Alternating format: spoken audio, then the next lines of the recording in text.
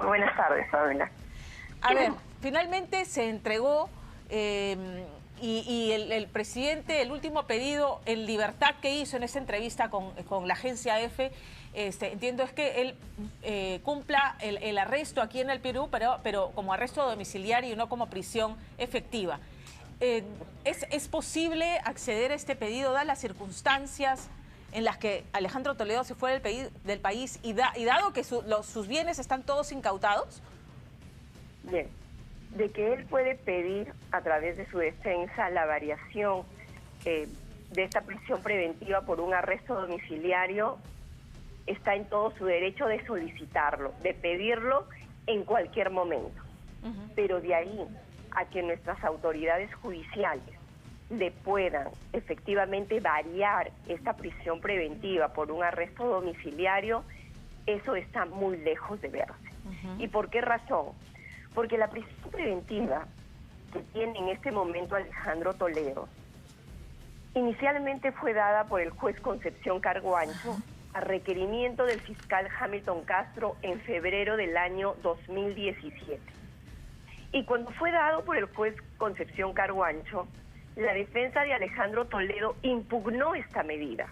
Fue apelada esta medida. Y esto fue evaluado por la Sala Penal de Apelaciones. Y ahí se analizó si cumplía o no los requisitos de la prisión preventiva, tanto por el juez Concepción Carguancho, fue analizado en una audiencia pública, si existían los suficientes elementos de convicción que vinculaban a Alejandro Toledo con la comisión de los graves delitos que se le está imputando, que son delitos de corrupción, tráfico de influencias agravado, delito de colusión y también el delito de lavado de activos. También se analizó el peligro de fuga y la obstaculización a la labor del Ministerio Público y el quantum de la pena, que obviamente supera grandemente los 4 años de pena privativa de la libertad. Y se cumplían los requisitos de la prisión preventiva. Y esto fue nuevamente evaluado a raíz de la apelación que presentó la defensa de Alejandro Toledo. Fue evaluado por la Sala Penal de Apelaciones, que ratificó la prisión preventiva de Alejandro Toledo. Entonces, el que presenten ahora una variación para pedir un arresto domiciliario, tendrían que basarlo en hechos nuevos. ¿Qué cosa ha cambiado? Porque el peligro de fuga ya fue evaluado, analizado, y dijeron si se cumple todos los requisitos para una prisión preventiva, para que él cumpla para que se vea privado de su libertad. Y yo veo que no ha cambiado nada. Ellos lo que pretenden es decir, ahora su estado de salud ha cambiado, porque ahora el señor aparentemente tendría cáncer. Pero eso no justifica un arresto domiciliario. El expresidente Alberto Fujimori está purgando prisión, condena efectiva, padece de un cáncer recurrente y cada vez que ha tenido necesidad de ser atendido in situ o trasladado a un centro de salud, así ha ocurrido. O sea, las garantías de que se vaya a atender cualquier dolencia o mal que pudiera tener el expresidente están garantizadas porque hay este precedente, ¿no? Exacto. Y no solamente él, sino son muchísimos internos en los 69 establecimientos penitenciarios que tiene nuestro país, Pamela, que existen muchísimos internos que tienen no solamente cáncer, sino tienen otras enfermedades y su estado de salud son muchísimo más graves y está notoriamente deteriorado, y eso no ha sido una causal o una condición para que sea cambiado su privación de la libertad por una de arresto domiciliario. Correcto. Entonces eso no justifica o no justificaría que se le varíe a un arresto domiciliario la prisión preventiva que pesa sobre él.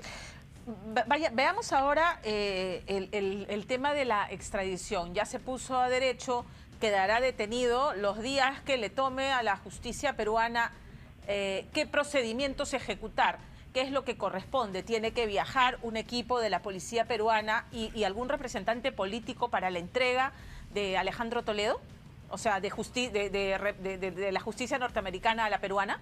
¿Cómo es el procedimiento y cuánto tiempo podría demorar?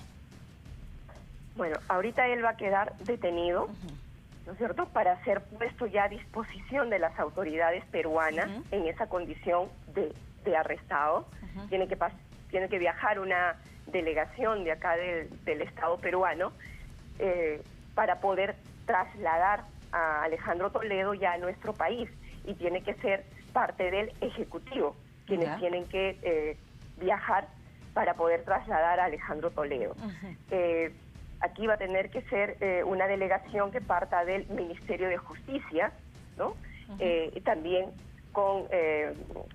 en coordinación con los del Ministerio del Interior.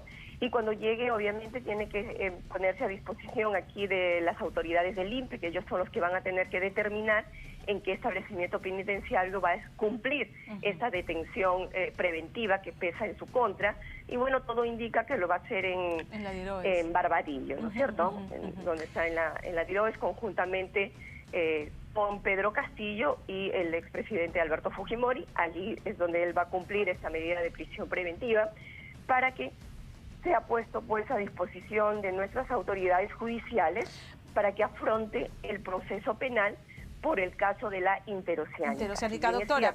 Sí, antes de entrar al tema de la interoceánica, porque este es un proceso que lleva, entiendo, más 7 años, entonces, pero antes de entrar a ese tema, esto es cuestión de horas, digamos. Si ya Alejandro Toledo se ha puesto a disposición de la justicia norteamericana, este equipo seguramente ya estaba preparado y listo, y es cuestión de que se suba a un avión, viaje en Estados Unidos, y este fin de semana podría estar Alejandro Toledo aquí en el Perú.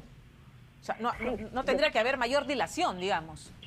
No, yo creo que aquí ya es una intención política. Y creo que hay una buena intención política por parte de nuestro Ejecutivo en que Alejandro Toledo venga. Y ellos creo que están muy conscientes de lo que significa este caso para nosotros los peruanos, ¿no es cierto? Es un símbolo de que en nuestro país pues sí existe justicia, y que la justicia debe aplicarse igual para todos, de que aquí no existe blindaje.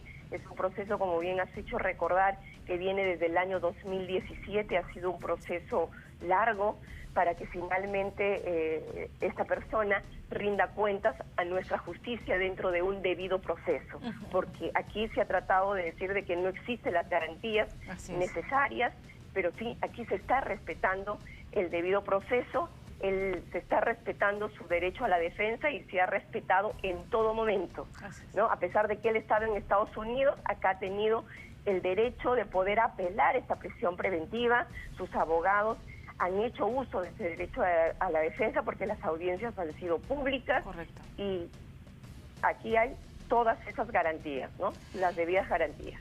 A ver, ahora sí quisiera pasar al fondo del asunto, que es el proceso judicial.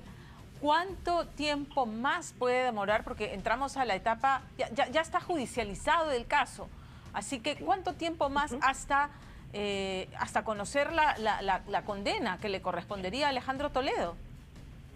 Justamente se ha empezado en este caso ya con el control de acusación, para luego pasar a la etapa de juicio oral, el cual concluye ya con la emisión de una sentencia, que en este caso, por la evidencia, porque este es un caso sólido, mi opinión en este caso en particular es que va a haber una sentencia condenatoria por la solidez, por la evidencia que tiene el caso.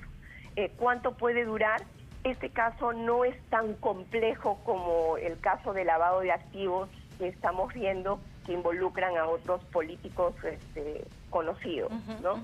Entonces, la etapa de control de acusación que se da en la etapa intermedia, que recién ha iniciado, esperemos que dure, en este caso, unos 3 o 4 meses, que las sesiones, ¿no?, sean consecutivas, para que se haga lo más pronto posible y se dé inicio a la etapa de juicio oral. Yo espero que a fin de año tengamos ya una sentencia que pueda dilucidar este proceso, que pueda dar fin a este proceso del caso de la interoceánica. Si usted tiene el dato de cuál es el tiempo que se ha aprobado de prisión preventiva para Alejandro Toledo, ¿18 meses? ¿36 sí, 18 meses? 18 meses. No, 18 meses, porque aquí el caso es por lavado de activos, tráfico de influencias y delito de colusión. Correcto. ¿No? Entonces son 18 meses de prisión preventiva que que pesa sobre Alejandro Toledo. Es lo que pidió el fiscal Hamilton Castro. Tiempo suficiente en los estimados que nos está dando, dado lo avanzado del caso y no siendo complejo, para que antes de estos 18 meses haya una sentencia de primera instancia. Sí, porque digamos es solamente la obra de la interoceánica lo que se va a procesar aquí, entonces no se requería mayor tiempo, ¿no es cierto? Correcto. Entonces yo creo que sí se puede avanzar y aquí sería bueno, Pamela, sí, de que... ¿Aló? Sí, lo escucho. Por favor, si en el switcher podemos corregir este tema que tenemos de interferencia en el audio. La estoy escuchando, doctora. Sí, dígame. Lo que sería bueno, sí, aquí de repente un pedido al Poder Judicial de que todos los casos que involucran al megacaso, digamos, o lo que se conoce con el caso Lavajato, que se creen salas penales especiales para ver estos casos Lavajato, de tal manera que estos casos tengan celeridad, o sea que las salas se dediquen de manera exclusiva a estos casos, para que de tal manera que las etapas intermedias, ¿no? Estas audiencias de control de acusación y lo que es la etapa de juicio oral, las audiencias de juicio oral terminen de manera más rápida, se dé más celeridad a los procesos, que las salas sean exclusivas para ver los casos que involucran o lo que se conoce como el caso Lavajato, porque ya son varios los casos que ya tienen acusación. Antes no, ¿por qué? Porque la Fiscalía no presentaba acusaciones, pero ahora ya son varios los casos donde la Fiscalía ya ha presentado acusaciones. Entonces claro, ahora sí se justificaría que el Poder Judicial cree salas especiales a tiempo completo para ver estos procesos. Correcto, doctora Ampuero, le agradezco mucho habernos atendido esta tarde. Muy bien, Pamela, gracias a ti. Gracias. Buen día. Buen día.